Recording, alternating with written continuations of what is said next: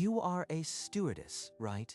That's basically your job in the Air Force. The words cut through the cozy chatter like a blade. Stephanie's laugh erupted, a delighted cackle that didn't try to hide its cruelty. Come on, Linda. Admit it. You pass out peanuts and call it a career. Linda stared at the centerpiece, her face carved from stone, but the pulse in her throat beat a frantic rhythm. Her father coughed. Her mother studied the cranberry sauce as if it held answers, and Linda's hands began to tremble. But no one challenged Robert. No one ever did. The silence was their gift to him. Linda picked up her fork and prodded the dry turkey breast. There was no gravy. There never was. Robert lifted his glass in a mock toast, his smirk a mirror of every holiday feast before. Under the table, her knuckles were white as bone, a tightly coiled spring waiting for release. Just closed a deal on the Springfield property. 8% commission. Not bad for a slow quarter. William set down his fork, his eyes glistening with fatherly pride. Margaret reached over to pat Robert's hand, her smile a sunbeam of validation. Hear that, Linda? That's what success sounds like. Not just pushing a cart down an aisle. They'd been serving her this same dry turkey for 2 decades, and she'd learned to swallow it without choking. Prom night, college graduation, her commissioning, each milestone devoured by his spotlight. The dinner table had become a courtroom, and the verdict was always the same. Robert mattered, Linda didn't. Laughter swirled around her, a warm cyclone she was forbidden to enter. It's all about hustle. Some people just don't have the gene, you know. Linda's jaw tightened until she tasted iron, but her face remained a mask of weary compliance. The pumpkin pie had barely touched the table when Linda's phone rattled against her plate, an urgent shudder. She glanced at the screen. Her expression didn't change, but her grip tightened around the device. I have to take this. Excuse me. Oh, the DMV needs their star employee. Don't let us keep you. Stephanie hid a smile behind her napkin. The others looked away, uncomfortable but silent. In the hallway, the noise of the dining room dulled to a murmur. Linda pressed her back to the wall and finally let her shoulders slump. Another year, another holiday spent swallowing their contempt like sawdust. Her reflection in the hallway mirror caught her off guard, a woman far wearier than a simple desk job could explain. The phone buzzed again in her hand. She lifted it, thumb hovering over the answer button. Then the line connected. A voice, unfamiliar to this house, spoke. She listened without a word. A clipped voice filled the earpiece, crisp as a flight checklist. Ma'am, presidential leg confirmed. Joint base Andrews to Brussels. Wheels up 0540. Linda's posture straightened. The weight of the mission settled into her bones. Co-pilots and full cabin crew standing by. Weather window is green. The rest was logistics, fuel load, flight path, the secure code for the NATO summit route. Confirmed. I'll be on the tarmac at 0400. Her voice had shifted. Not the weary daughter, but the woman who commanded the sky. The call ended. She let the phone fall to her side and stared at the hallway wall. In a few hours, she'd be flying the most protected aircraft on Earth. And here, she was invisible. A deep breath. She smoothed her blouse and reached for the dining room door. She pushed open the door and stepped back into the dining room. The chatter had died to a wary hush. Who was on the phone, honey? Everything all right? My co-pilot. We're flying Air Force One to Brussels tomorrow morning. NATO summit. The words landed like a grenade. Forks stopped mid-air. The pumpkin pie seemed to curdle in the abrupt silence. Air Force One? You? What? They demoted you from peanuts to pretzels. Stephanie's smirk had returned, this time laced with cruel disbelief. She nudged Robert's arm, egging him on. Linda's hands remained still on the back of her chair. She had expected exactly this. You are lying. You've never even been in a cockpit, unless you were serving drinks. Margaret clutched her napkin, eyes pleading for calm. William stared at his daughter as if seeing a stranger. The laughter died somewhere in Robert's throat, but his glare still burned with the certainty that Linda was a fraud. You are delusional, Linda. Air Force One? You'd be lucky to fly a paper airplane. This is painful to watch, Linda. Just admit you made it up. Please, Linda. Let's not ruin Thanksgiving with this silly game. William said nothing, his silence a heavier weight than any shouted accusation. They'd always taught her to be humble, and now they were using her humility as a weapon. The family table had become a firing squad, and Linda was the solitary target. You think you are some hotshot pilot? Prove it. Show us your little stewardess badge. She can't, because this is all a desperate cry for attention. Linda's jaw tightened, but still she didn't strike back. She'd learned to let their poison run its course. The room hummed with judgment, and not a single voice rose in her defense. Dessert dragged on in a brittle silence, each forkful of pie swallowed with the taste of unspoken accusation. You know, Linda, maybe on Air Force One you'll finally get to serve the president a snack. Peanuts, right? She couldn't even get the pretzels right in coach. The joke landed with a thud. No one really laughed, but no one corrected him either. If they only knew the security clearance required to walk onto that plane, not to serve crackers. 2 decades of this. She'd swallowed enough humiliation for a lifetime. Her fingers released the death grip on her napkin. A new stillness settled in her chest. Nothing to say, sis. Cat got your tongue, or did the flight attendant training finally kick in? Linda's eyes, flat and cold, fixed on him, but something behind them had shifted, a steel door sliding shut. She placed her fork down with a soft click. The sound, impossibly loud, cut through the strained air. Come on, then. Show us your secret stewardess badge. We'll wait. Linda's gaze didn't waver. The hush around her had sharpened into a blade. They wanted proof. After 2 decades of silence, she'd give them proof. She rose. The chair scraped backward, a sound that cut through the stagnant air. Around the table, brows furrowed in confusion. The smugness of earlier wavered, replaced by wary uncertainty. She walked past the family photos on the hallway wall, each framed smile a relic of her invisibility. Her hand closed around the closet's brass knob, cool and unyielding. This ends now. No more swallowing their poison or making herself small. The door swung open, revealing only darkness at first. She paused on the threshold, one deep breath.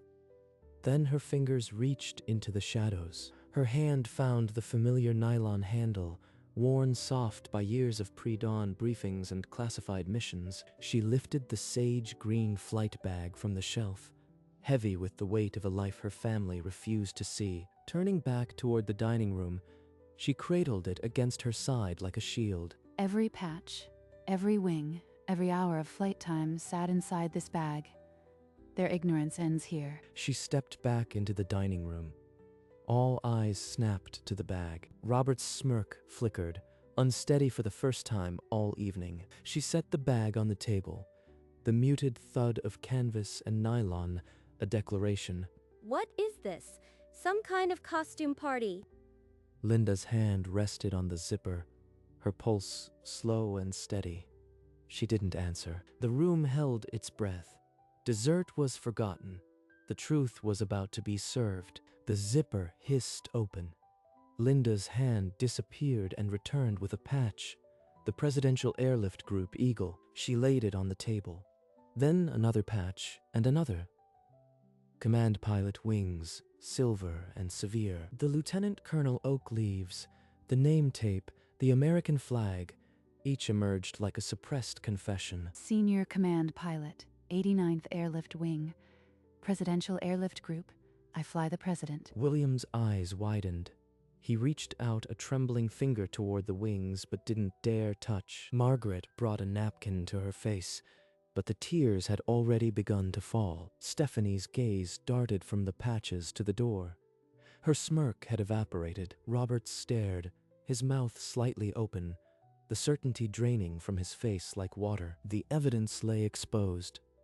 A lifetime of service, ignored and belittled, now incontrovertible. No one spoke. The silence stretched, suffocating.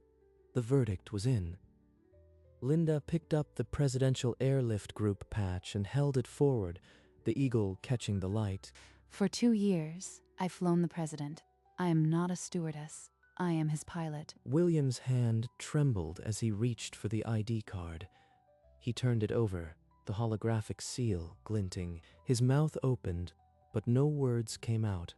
Just a strangled, unbelieving breath. Stephanie's chair scraped backward, a harsh shriek that cut through the weight of the moment. I need a moment. Excuse me. Robert's eyes were fixed on the Lieutenant Colonel Oakleaves, but he stared through them, hollowed out. Margaret's sobs filled the silence, her napkin pressed to her face. No one moved to comfort her. The Thanksgiving table, once a battleground of petty jabs, had become a graveyard of unearned arrogance. Linda remained standing, the patches gleaming between them, her silence more damning than any accusation. Linda, we had no idea. All these years we thought we were wrong. We're so sorry, sweetheart. We just didn't understand. Please forgive us. Linda's expression didn't change. The apologies landed like snow on cold stone, present, but making no impression. Robert's gaze remained fixed on the tablecloth, a coward's retreat into silence. She gathered the patches with deliberate slowness, each one a chapter of a life they had dismissed. William reached a hand toward her, but it fell short, trembling. A bridge burned before it could be built. We loved you. We didn't see. We were too blind. They didn't see because they chose not to. And now, neither would she. She zipped the flight bag closed. The sound, sharp and final, was the only answer she would give. The only thing left on the table was the truth, and it was colder than any Thanksgiving pie. She took a deliberate bite of the pumpkin pie. Sweet, but it couldn't mask the bitterness. I've done my duty to my country and this family, but I am done being the punchline. Margaret sobbed into her napkin. No one reached for Linda. No one dared. 20 years I've swallowed your contempt, wearing a uniform you never respected. She set the fork down with a click that echoed like a closing door. Then she rose, the chair scraping the floor. Tonight, I am not your stewardess. I am Lieutenant Colonel Linda, and I fly the president. Robert's knuckles went white on the table. He couldn't meet her eyes. William shattered, Margaret silent. None of it could hold her now. She stood, the calm center of a storm she was leaving behind. Without a word, she stepped to her father and wrapped her arms around him. I am so sorry, Linda. She released him and turned to her mother, whose tears had soaked the tablecloth. We love you. We always did. We just forgot how to show it. She kissed her mother's cheek, then straightened. Her eyes found Robert, still a statue. His fingers trembled on the stem of his wine glass. Still, no words escaped. Linda reached for her flight bag, the worn handle a grounding weight in her palm. She slung it over her shoulder, the patches inside a silent testament. She turned toward the door. The room held its breath, waiting for a goodbye that never came. Robert's empty chair would be the only answer she'd leave behind. She turned her back on the feast that had fed her nothing but scorn. Her footsteps silent on the worn rug, the front door loomed ahead, a threshold between the suffocating past and the cold, clear night. Her hand closed on the cold brass knob. With a twist, the door swung outward, and the autumn air rushed in. She stepped onto the porch and pulled the door shut behind her. The click echoed through the house like a final gavel. Inside, the dining room was a fossil in amber. No one moved. No one breathed. No one breathed. Robert's fingers curled around his wine glass, knuckles white, but the glass never reached his lips.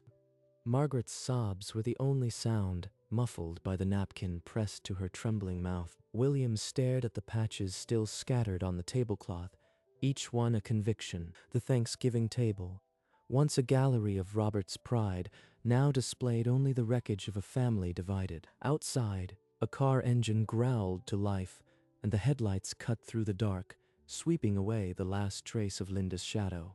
At 4 in the morning, the highway was a dark ribbon of silence, save for the hum of her sedan cutting through the empty lanes. The reflection in her window showed a face she finally recognized, not the scapegoat but the commander. Her phone shattered the quiet. The screen lit up with a single name, Robert. She glanced at the caller ID, then back at the open road. Her fingers stayed steady on the wheel. The ringing stopped. A voicemail notification blinked once, then the screen went dark. She didn't need to hear what he had to say. His silence at the table had already spoken for him. City lights blurred past her windows, the sky just beginning to pale at the edges. He'd only call to demand exoneration he never earned. Not tonight, not ever again. The base was 40 minutes away. She pressed the accelerator, chasing the dawn and the mission that waited. In the rear-view mirror, the city receded. Ahead, the road led to the runway and the wings that would carry her away. The gate loomed ahead, floodlights cutting through the lingering dark. A guard stepped forward, posture rigid. She lowered her window. The air was crisp, laced with the scent of jet fuel and morning dew. The guard glanced at her ID, then snapped a salute. She returned it with practiced ease before the barrier lifted. Minutes later, she emerged from the locker room transformed. The sage green flight suit fit like a second skin. Her flight helmet rested on the bench, visor gleaming under the fluorescent lights. She picked it up, tucking it under her arm. Velcro patches, command pilot wings, presidential airlift group, lieutenant colonel, each one a declaration of who she truly was. This is where the pretending ends. In here, she was exactly what her rank said she was. She stepped out of the ops building and onto the tarmac, the morning sun just breaking the horizon. The runway stretched before her, and in the distance, the unmistakable silhouette of Air Force One waited. Her boots clicked steadily on the concrete. Not a stewardess, not a punchline, a command pilot reporting for duty. There it stood, sleek and impossible, the presidential seal catching fire in the first light of day. This was the aircraft her brother had reduced to a peanut joke. This was her office. The American flag rippled softly on the tail fin, a quiet sentinel over the vessel she was about to command. At the base of the air stairs, a crew chief acknowledged her with a nod. She returned it, then began to climb. Each stair was a step away from the dinner table, away from the laughter, away from the woman they'd told her to be. She paused at the top, hand resting on the cold metal frame of the open hatch. Behind her, the base sprawled under a pink-gold sky. Ahead, the darkened cabin hummed with readiness. She stepped over the threshold. The world of cheap barbs and dry turkey was sealed outside. Years of silence, years of swallowing their scorn. And now this, the quiet kingdom of the sky. The hatch closed behind her with a pressurized hiss, and Linda walked forward, finally home. She strode into the cockpit, the instrument panels glowing a soft emerald, welcoming her to the only courtroom that ever mattered. Linda slid into the left seat, the leather worn to her shape over countless missions. She pulled on her headset, the familiar weight grounding her like an anchor. Ma'am, pre-flight checklist initiated. Fuel tanks verified. Navigation set. Confirmed. Let's run the flight control check. Her fingers moved across the overhead panel, flipping switches in a rhythm born of repetition. The co-pilot's voice echoed the confirmations. Control surfaces free and correct. Clearance requests sent to tower. A crackle over the radio. Then the tower's voice. Air Force One, cleared for takeoff. Runway 19 left. Roger, cleared for takeoff. Air Force One rolling. The engines hummed louder, the aircraft trembling with contained power. Ahead, the runway stretched into the dawn, and Linda gave herself fully to the sky. A message blinked onto the cockpit's secondary screen. "Robert, I am sorry. Please call." Linda's eyes flicked to the text, but the apology was a ghost, too pale, too late. Her thumb pressed the power button until the screen blackened, erasing the last trace of his pleading. 20 years of silence, and now he wanted her ear. Number. The cockpit was the only conversation that mattered. She tucked the dead phone into a side pocket, then settled her hands on the yoke. The runway lights painted a golden path into the dawn. The aircraft trembled with contained purpose. No more carrying their doubt into the sky. She was the commander now, and the sky answered only to her. She advanced the throttles, the engine's roar swallowing the memory of his laugh. 80 knots. Vuno, rotate. Air Force One lifted into the pale morning, and Linda looked only forward, into the sky, into the silence, into the life she'd finally claimed. The aircraft climbed smoothly, the engines a steady roar that filled the cockpit with unshakable purpose. This was where the pretending ended. The sky didn't care about his jokes. Her hand rested lightly on the yoke, not gripping, but guiding, the touch of someone who belonged here. Through the windshield, the sun had breached the horizon completely, painting the clouds in shades of peach and gold. No more dry turkey, no more swallowed barbs. Only the infinite blue and the mission that defined her. She glanced at the command pilot wings reflected in the instrument glass, a quiet reminder of what she'd earned. The reflection stared back not as a daughter or a sister, but as a commander of the skies. Her hand tightened just slightly on the throttles, feeling the immense power beneath her command. They could keep their dinner table. She had the whole sky. And in that moment, alone at 30,000 feet, Linda was finally, completely, irrevocably free. Her eyes, fixed on the endless blue, held no trace of the woman who'd left that dining table.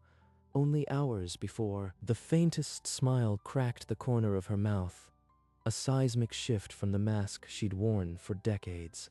This was worth every year of dry turkey, every swallowed retort, worth all of it. Outside, the clouds stretched like a promise, unbroken and infinite, exactly the way her future looked now. No ghosts from her past could find her here. Only the hum of engines and the silence of liberation. The cockpit, once her sanctuary, had become her throne, and the sky was her kingdom. Far below, the base had faded into memory. But the wings on her chest still caught the light, a beacon for who she truly was. Linda's hand rose almost reflexively to touch the command pilot wings above her heart. A talisman, a truth. Ahead, the flight path was clear, the horizon unblemished. And for the first time in her life, Linda flew without looking back. The roar of the engines was her ovation, the sky her stage. Lieutenant Colonel Linda, Command Pilot Air Force One, had finally come home.